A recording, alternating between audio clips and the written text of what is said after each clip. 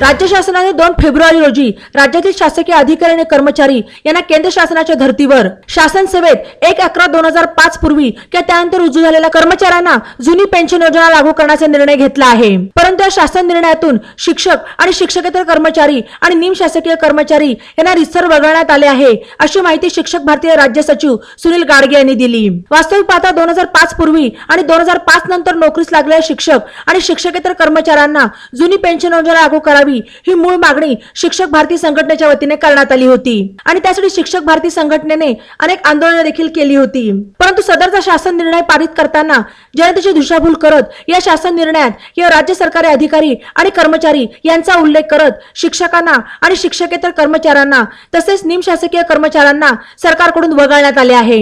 या निर्णयाचा फायदा केवळ बोटावर मोजण्याइतक्या लोकांना होणार आहे, त्यामुळे शिक्षक आणि शिक्षकेतर कर्मचाऱ्यांमध्ये तीव्र संतापाची लाट निर्माण झाली आहे।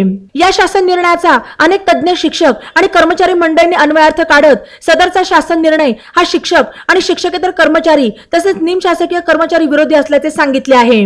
त्यामुळे सुनील गाडगे, जिल्हाध्यक्ष आप्पासाहेब जगताप, अहमदनगर महिला जिल्हाध्यक्ष आशा मगर, सोमनाथ बोंतले, जिल्हा कार्याध्यक्ष बाबासाहेब लोंढे, जिल्हा सचिव विजय कराळे, उर्दू जिल्हाध्यक्ष मोहम्मद समी शेख, उच्च माध्यमिकचे जिल्हा सचिव महेश पाडेकर, कार्यवाह संजय भुसारी, महिला जिल्हाध्यक्ष आशा मगर, सचिव विभावरी रोकडे, कार्याध्यक्ष मीनाक्षी सूर्यवंशी, रोहिणी भोर, अनघा सासवडकर, रुपाली बोरुडे, विना अनुदानितच्या अध्यक्ष रुपाली कुरुमकर यांनी शिक्षक आणि कर्मचाऱ्यांना डावलणारा सदरचा शासन निर्णय बदलून नवीन शासन निर्णय निर्गमित करण्याची मागणी राज्य शासनाकडे केली आहे। बातम्यांसाठी ई नवा मराठा YouTube चॅनलला सबस्क्राइब करा आणि बेल आयकॉनवर प्रेस करा।